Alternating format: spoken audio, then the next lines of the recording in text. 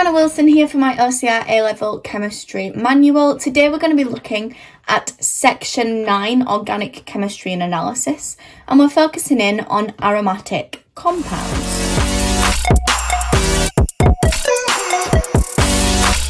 Just what you doing.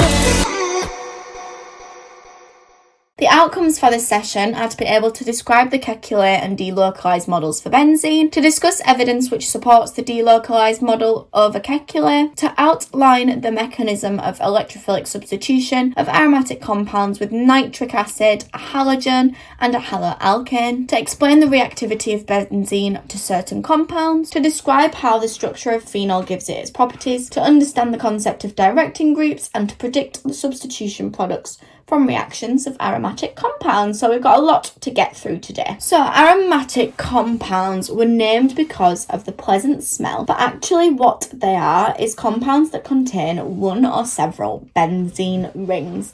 Now benzene is the simplest aromatic compound and has a formula of C6H6. The next simplest aromatic compound is toluene, which is a simple benzene with one hydrogen atom replaced with a methyl group. So benzene has two models to describe its structure. The calculate structure was the first proposed for benzene, and it said that carbon atoms were arranged in a hexagon with alternating single and double bonds, like we can see in the bottom left picture. The delocalized structure was proposed to answer some of the problems with the calculate model and arises from sideways overlap of p orbitals in the carbon atoms. So what were the problems with calculate structure then? It fit for making sure the structural formula was correct, however it did not fit with many experimental measurements. So there were problems with shape. Single and double carbon bonds have different lengths, and in a real benzene all of those bonds are the same length. There was problems with stability, as the calculate predicts benzene has a relatively unstable